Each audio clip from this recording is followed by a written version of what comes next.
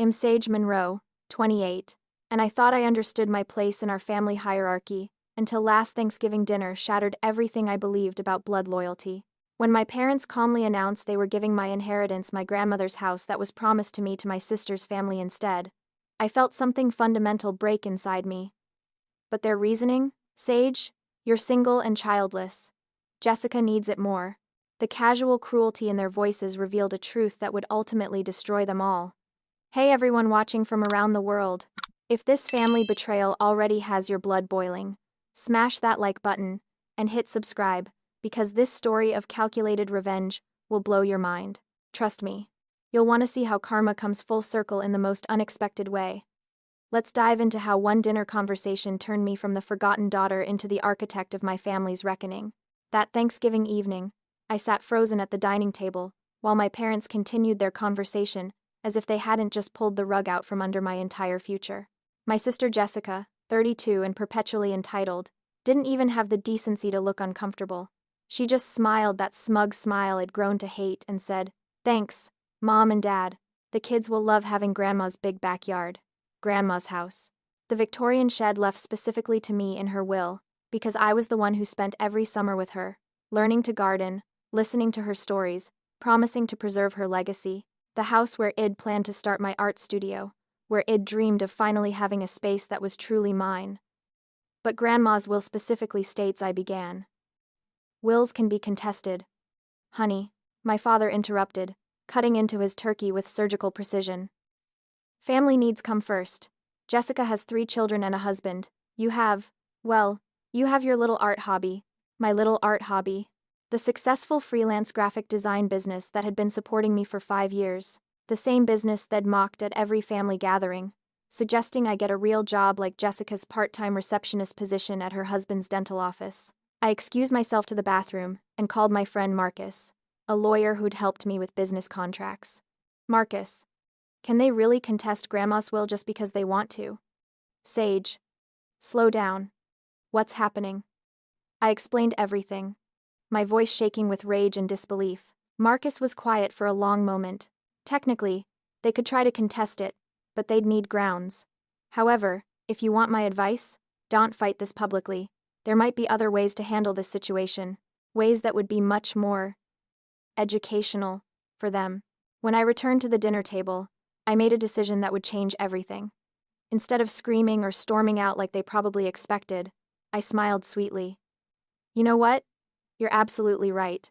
Family should come first. Jessica's family clearly needs that house more than I do.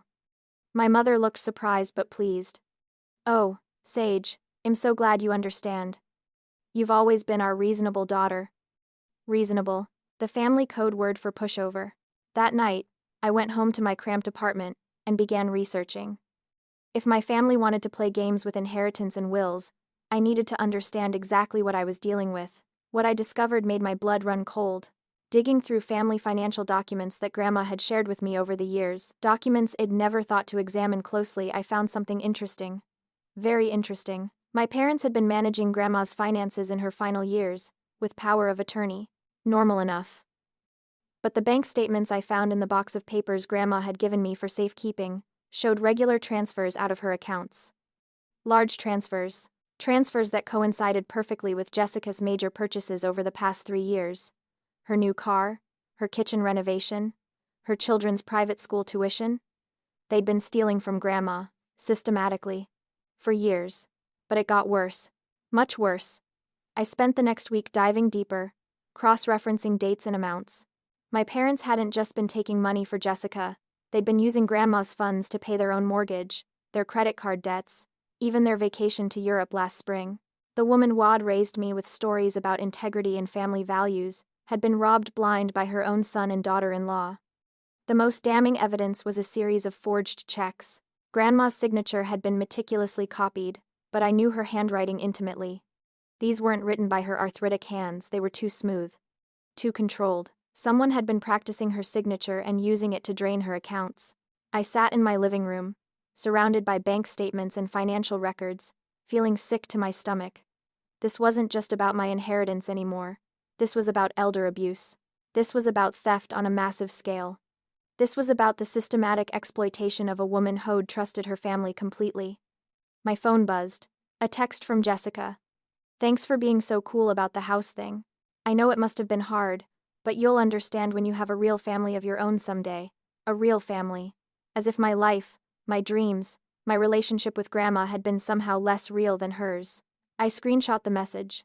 Then I opened a new folder on my computer and labeled it Justice for Grandma. I began scanning every document, photographing every bank statement, creating a digital trail that would be impossible to dispute. My parents thought they'd won.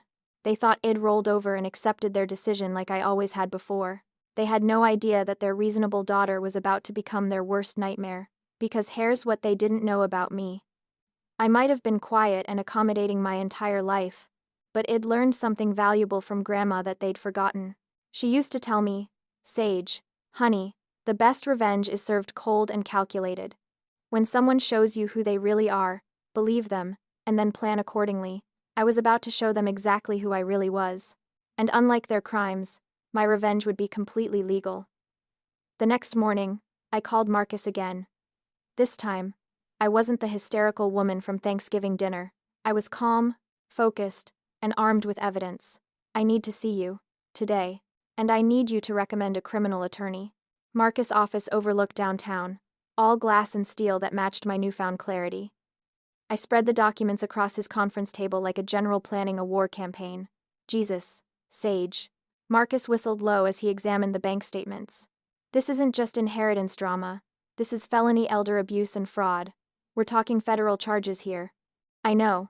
My voice was steady, professional. What I need to know is the best way to proceed. I want them to face consequences, but I also want maximum impact. Marcus leaned back in his leather chair, studying me with new respect. The Sage I knew in college would have just confronted them directly. This is different. The old Sage died at Thanksgiving dinner. I pointed to a particularly damning series of transfers.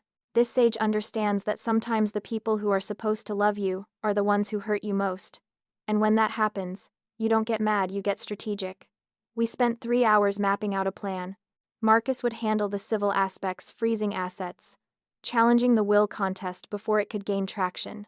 His colleague, Sarah Chen, a former prosecutor specializing in financial crimes, would handle the criminal investigation. But I had my own role to play. The key, Sarah explained during our meeting that afternoon, is timing and documentation. We need them to feel safe, to think they've gotten away with everything. People get sloppy when they think they're untouchable. I smiled. Trust me, they definitely think they're untouchable. My family had always underestimated me. While Jessica was the golden child, beautiful, married young, producing grandchildren on schedule, I was the afterthought, the consolation prize, the daughter who was fine but never exceptional. What they didn't realize was that being overlooked had given me a superpower: invisibility. I'd been observing their dynamics, their weaknesses, their secrets for 28 years. I knew things about my family that would make their heads spin. Like how my father had been having an emotional affair with his secretary for 2 years, something I'd accidentally discovered when using his computer to print college applications at 17.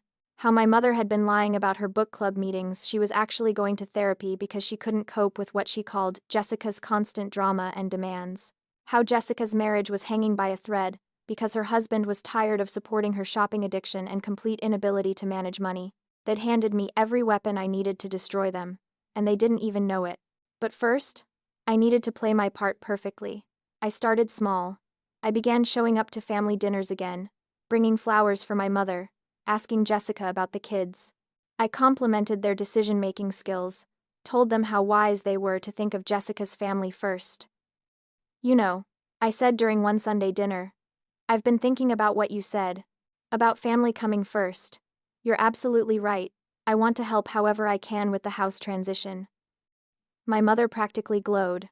Oh, Sage, that's wonderful. Jessica was just saying she might need help with the moving expenses. Of course she was.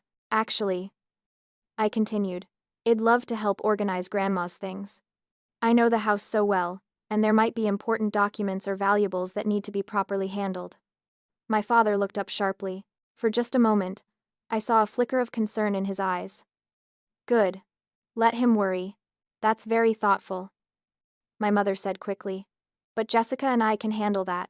We don't want to burden you with the emotional difficulty of going through Grandma's things. Burden me. As if I hadn't spent every summer organizing Grandma's closets and helping her file important papers. But I just smiled. Of course. Whatever's easiest for the family. Meanwhile, I was building my case with methodical precision.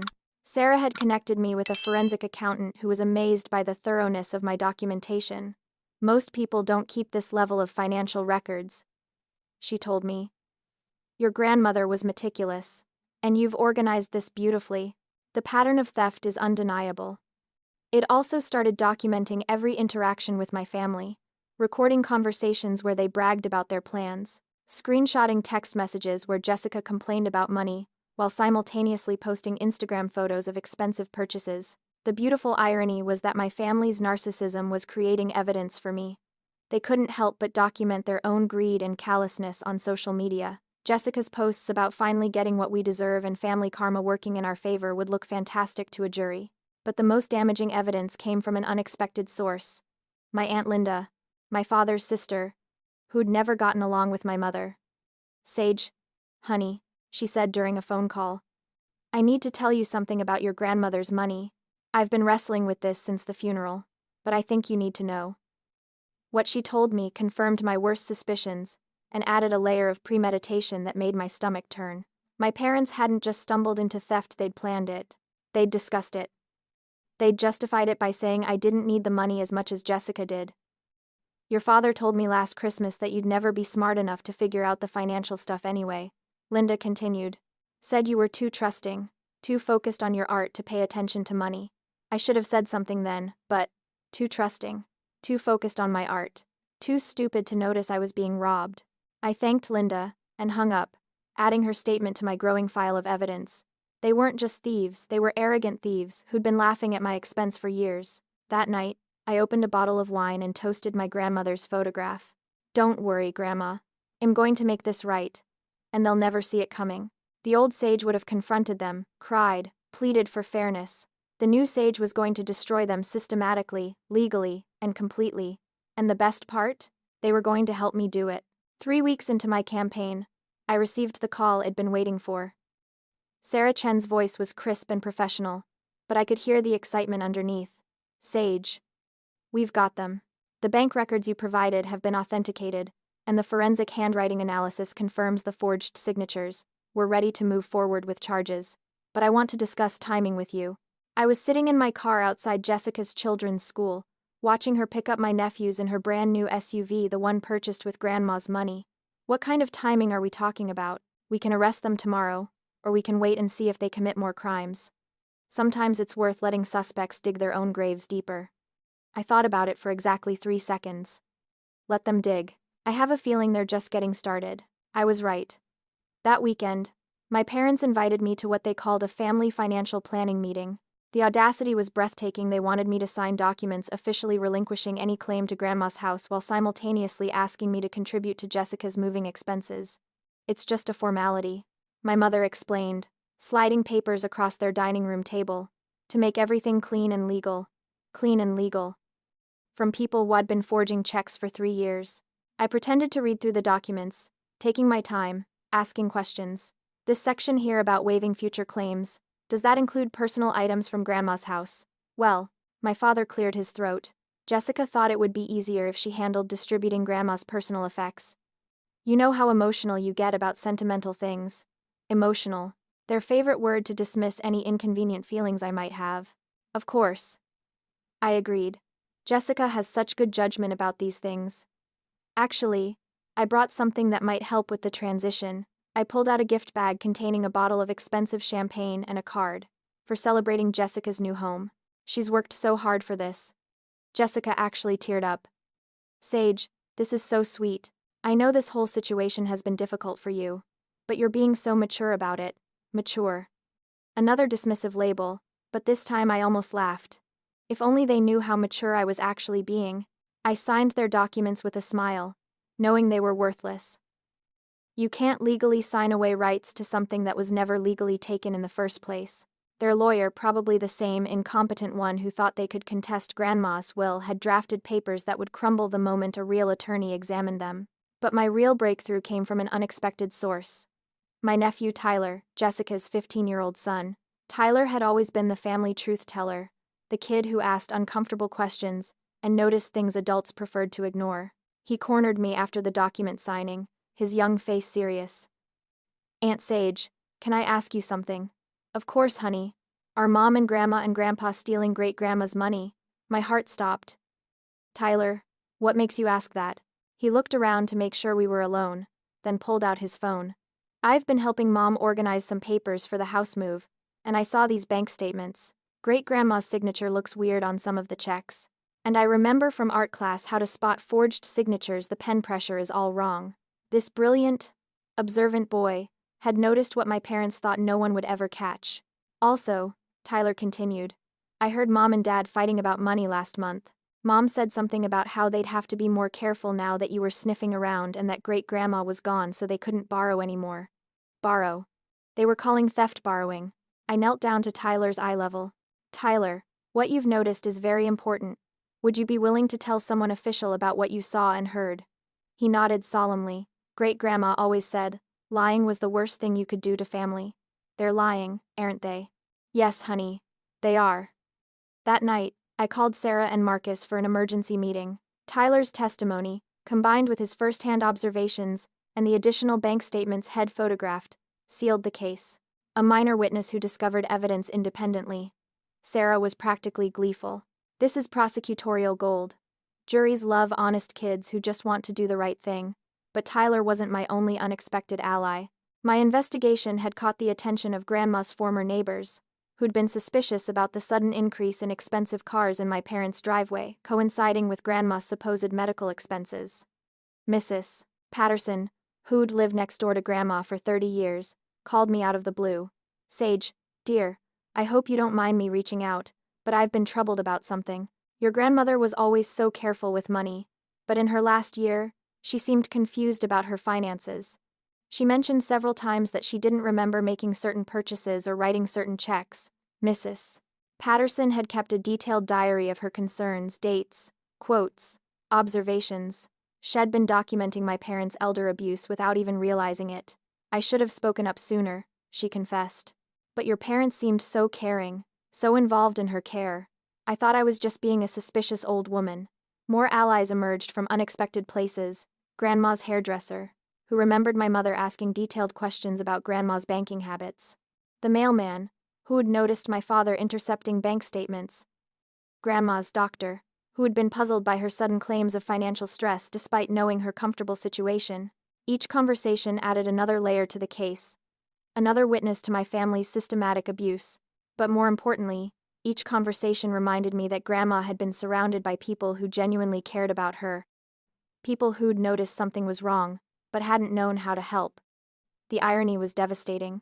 The very community support system that my family had exploited would be the foundation of their downfall. Meanwhile, Jessica was ramping up her plans for Grandma's house, posting constant updates on social media about renovation dreams and decorating schemes. She'd even started a blog called Our Family Legacy, where she wrote about inheriting the family home and continuing Grandma's traditions.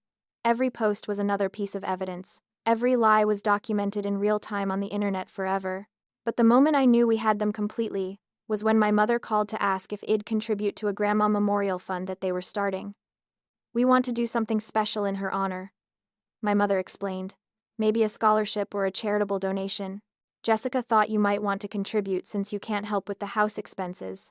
A memorial fund, created with stolen money, in honor of the woman they'd robbed." I almost admired the audacity. "That sounds wonderful, Mom. Email me the details, and I'll definitely contribute." I hung up and immediately forwarded the call recording to Sarah. Sometimes the universe hands you perfect timing, and my family had just provided the final insult that would guarantee maximum sentences. They weren't just thieves, they were thieves who were now asking their victim's granddaughter to help them launder their stolen money through a fake charity. Game over. The next morning, Sarah called with the final pieces of our strategy. We had enough evidence for multiple felony charges against each family member. But she had one more suggestion that made my blood sing with anticipation. "How would you feel about wearing a wire to the Memorial Fund meeting?" How would I feel? I'd feel like justice was finally, beautifully, perfectly served. The Memorial Fund meeting was scheduled for a sunny Saturday afternoon at my parents' house.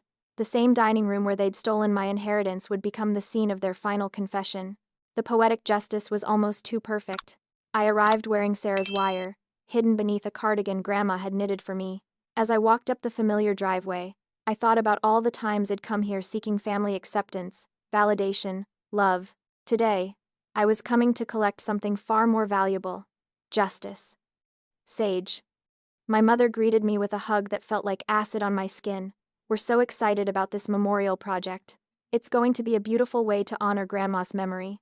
Jessica was already there, surrounded by fake charity paperwork and her laptop displaying a mock-up website for the Eleanor Monroe Memorial Scholarship Fund. Grandma's name attached to their money laundering scheme. The disrespect was staggering. "We've done so much research," Jessica gushed. "Did you know we can set up the fund to benefit art students? You know, since Grandma supported your little hobby so much." My little hobby. Even now, even while asking for my money, she couldn't resist the dig. "That's perfect," I said, settling into the chair directly across from all three of them. "Grandma would love knowing she's helping artists. She always believed in supporting people's dreams, even when others didn't understand the value." My father nodded sagely. "Your grandmother was generous to a fault, sometimes too generous for her own good." The irony of a thief calling his victim too generous was almost more than I could bear. "Speaking of generous," I continued, "I've been wondering about something. The Memorial Fund money, where exactly is it coming from?" A moment of silence passed between my parents. Jessica looked confused. "Well," my mother said carefully, "we thought we'd use some of Grandma's remaining assets. You know, money left over after her medical expenses and funeral costs." "That makes sense," I agreed. "I'm sure Grandma would want her money to go to a good cause, rather than just sitting in accounts somewhere." My father relaxed visibly. "Exactly. It's what she would have wanted." "It's funny," I mused. "I was just thinking about all those times Grandma mentioned being confused about her finances in her last year. You know how she'd call me sometimes, worried about checks she didn't remember writing, or purchases she didn't recall making." The temperature in the room dropped several degrees. "Oh, well," my mother laughed nervously. "You know how she got toward the end. The medication made her forgetful sometimes." "Right." I nodded. "Although her doctor said her cognitive function was actually quite good until the very end. Interesting how the confusion only seemed to involve money matters." Jessica was staring at me now, her perfect smile faltering. "Sage, what are you getting at?" "Oh, nothing specific. I've just been curious about the financial details since I found some of Grandma's old bank statements in that box of papers she gave me. The one she said to keep safe, in case anything ever happened to her."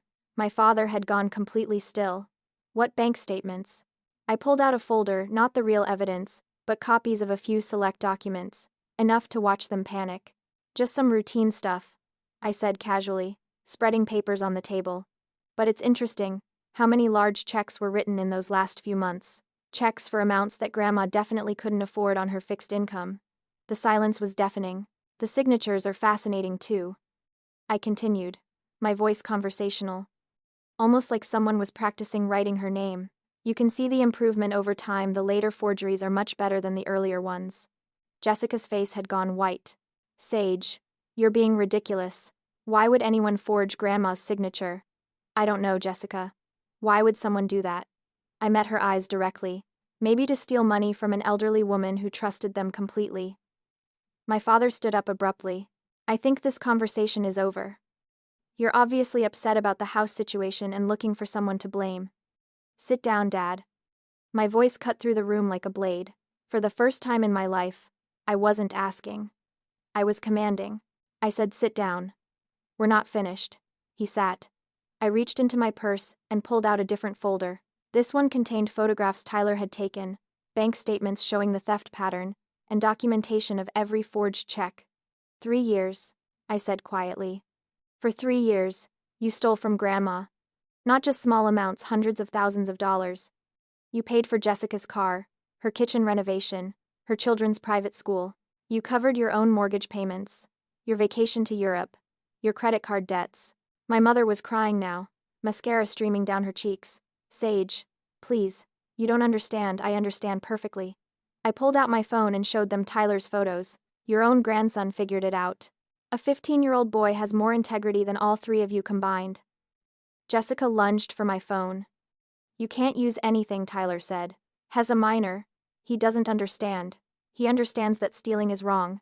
He understands that what you did to Grandma was evil. He understands that family means protecting each other, not exploiting each other. I stood up, looking down at the three people who'd shaped my entire understanding of family, love, and loyalty. You want to know the really beautiful part? I don't even have to do anything to you. You've done it all to yourselves. I walked to the window and gave a small wave. Two unmarked cars were pulling into the driveway. The FBI Financial Crimes Unit has been building this case for months. They have handwriting experts, forensic accountants, and enough evidence to put all three of you in federal prison. The fake charity fund? That's money laundering. Asking me to contribute? That's involving an unwitting accomplice in your conspiracy. The sound of car doors slamming echoed through the house. Every text message, every social media post, every recorded conversation has been documented. Jessica, your blog about inheriting the family home, excellent evidence of theft. Dad, your comments about me being too stupid to figure out financial stuff. Aunt Linda was very helpful in providing witness testimony. The doorbell rang. The best part is Tyler. He's going to testify about overhearing your conversations about borrowing money and being careful now that Grandma's gone. A minor witness who discovered evidence independently and just wants justice for his great-grandmother? Juries love that. I picked up my purse and headed for the door. Oh, and the house? It reverts to me immediately once your theft is proven in court. Which it will be. In fact, I'll probably have the keys by Christmas. I opened the front door to reveal 6 federal agents. Good afternoon, officers. They're all in the dining room. And yes, I have everything on tape. The next few hours passed in a surreal blur of handcuffs, Miranda rights, and the complete destruction of everything my family thought they knew about power and control. I watched from the front yard as federal agents led my parents and Jessica to separate cars. No more family dinners. No more manipulation disguised as love. No more being told I was the problem, the disappointment, the one who needed to be more understanding. Jessica was screaming something about her children, about how I was destroying innocent lives. My mother was begging the agents to let her explain, as if there were some explanation that would make elder abuse and fraud acceptable. My father just looked broken, finally understanding that his stupid daughter had outsmarted them all. Tyler stood at his bedroom window, watching his mother being arrested. When he saw me looking up at him, he gave me a small thumbs up. That kid was going to be just fine. Agent Rodriguez, the lead investigator, approached me as the cars pulled away. Miss Monroe, well, need you to come in for a final statement, but I wanted to thank you personally. This was one of the most well-documented cases of elder financial abuse I've ever seen. My grandmother taught me to keep good records, I replied. She also taught me that the truth always comes out eventually. The truth. For the first time in 28 years, I was living in pure, unfiltered truth. The next week brought a parade of consequences that felt like watching dominoes fall in slow motion. Jessica's husband filed for divorce within 48 hours of her arrest. Apparently, discovering that your wife used stolen money to fund her lifestyle was grounds for immediate separation. He also filed for full custody of the children, citing their mother's criminal activity as evidence of unfitness. My parents' assets were frozen pending investigation. Their house, the one they'd been so smug about, was now collateral in a federal case. They couldn't sell it, couldn't refinance it, couldn't even transfer ownership to avoid seizure. The fake charity was shut down before it could process a single donation. The IRS launched their own investigation into potential tax fraud, because apparently my family hadn't been reporting their stolen income properly. But the most satisfying consequence was watching their social facade crumble completely. Within days, the local newspaper picked up the story. Prominent family charged in elder abuse scheme. Jessica's blog about family legacy became evidence in a criminal trial. My mother's book club friends were horrified to discover what she'd really been dealing with during those difficult family conversations. My father's colleagues at the bank where he'd worked for 25 years were particularly shocked. The irony of a financial professional stealing money wasn't lost on anyone. His termination was swift and public. The community that had watched Grandma be systematically robbed rallied around her memory with a fury that surprised everyone. Mrs. Patterson organized a legitimate memorial fund, a real one, with proper oversight and transparent accounting. The response was overwhelming. Your grandmother touched so many lives.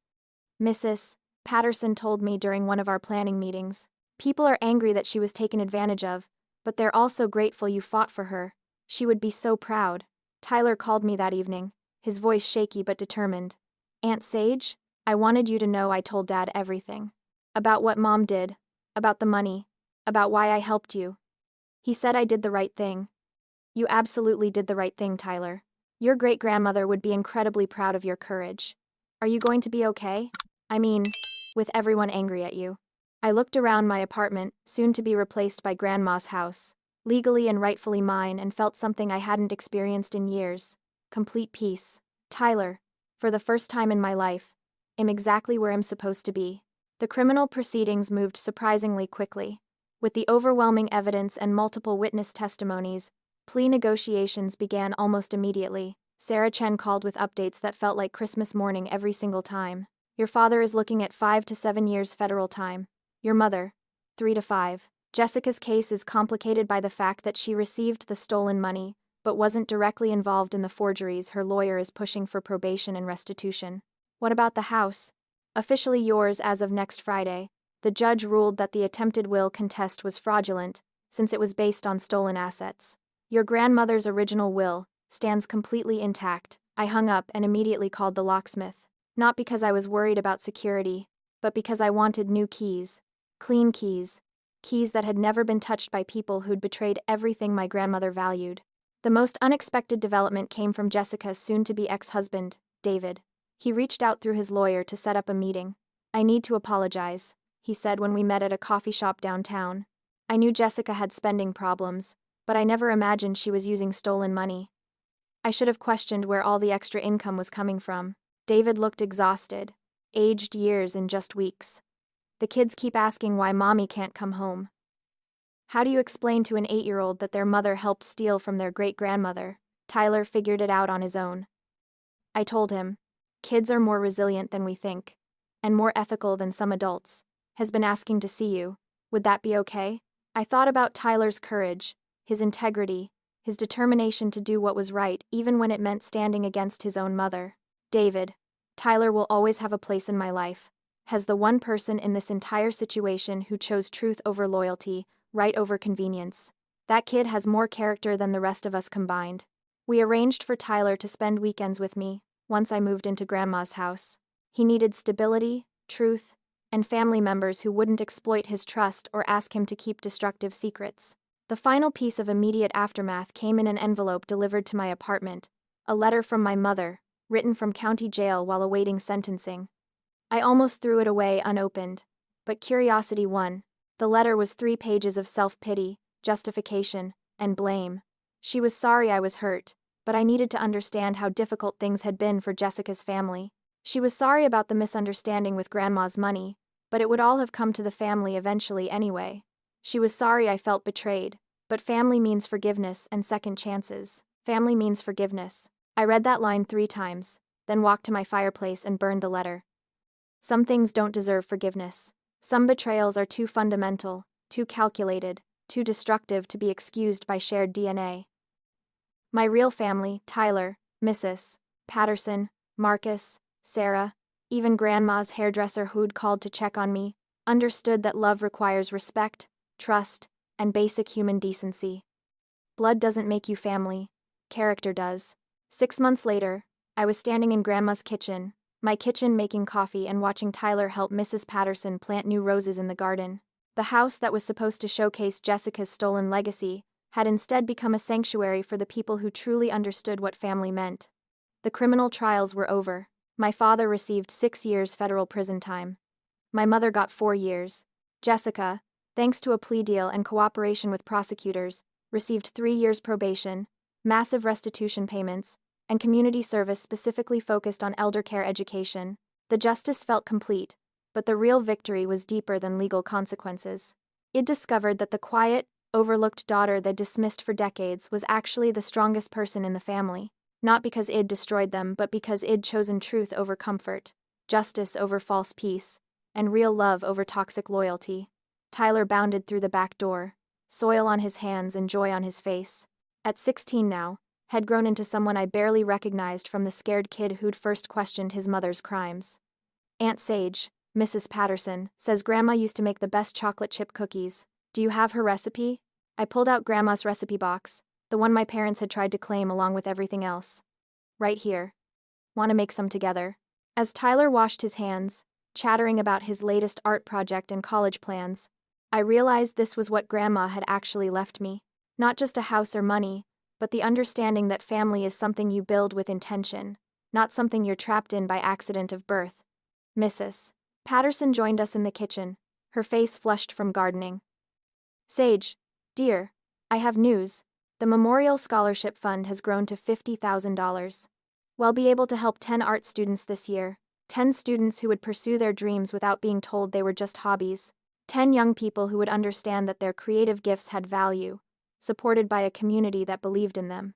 Grandma would love that, I said, and for the first time saying her name didn't hurt. It felt like gratitude. The doorbell rang, and Tyler ran to answer it. Aunt Sage! It's someone from the art college. Professor Martinez from the local art school stood on my doorstep, holding a portfolio case and smiling widely. Miss Monroe? I'm here about your application to our MFA program. I know it's unusual for faculty to make house calls, but your portfolio was so compelling, and when I learned about the Eleanor Monroe Memorial Scholarship, it applied to graduate school on a whim, encouraged by Tyler's constant questions about my art and Mrs. Patterson's insistence that I had too much talent to waste. The application fee had come from my first restitution payment, from my parents' poetic justice funding my future. I wanted to discuss our program in person, Professor Martinez continued, and to let you know that your story has inspired several donors to contribute specifically to support older students pursuing their artistic dreams. My story, not as a victim, but as someone who'd turned betrayal into opportunity, theft into justice, family destruction into family creation. That evening, Tyler, Mrs. Patterson, and I sat on Grandma's front porch eating fresh cookies and watching the sunset paint the sky in shades of gold and pink. Do you ever regret it? Tyler asked quietly, turning them in, even though they deserved it. I considered his question seriously. Tyler deserved honest answers, not comfortable platitudes. I regret that it was necessary, I said finally. I regret that they chose theft over integrity, exploitation over love, but I don't regret stopping them. Some people think family means protecting each other from consequences, but real family means protecting each other from harm even when that harm comes from within. Mrs. Patterson patted my hand.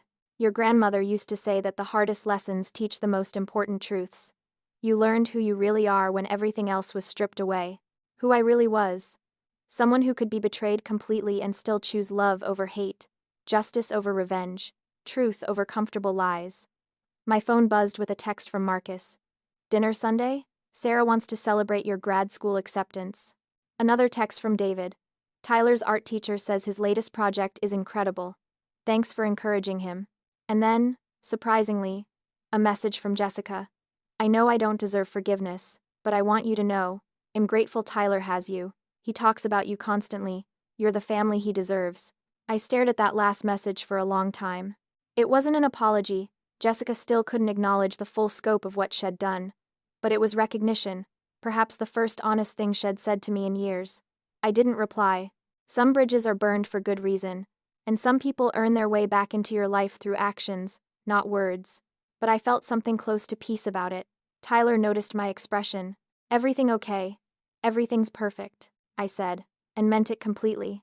Later that night, after Tyler had gone home and Mrs. Patterson had returned to her own house, I sat in Grandma's study, my study surrounded by acceptance letters, scholarship notifications, and community support that felt like being wrapped in the warmest blanket imaginable.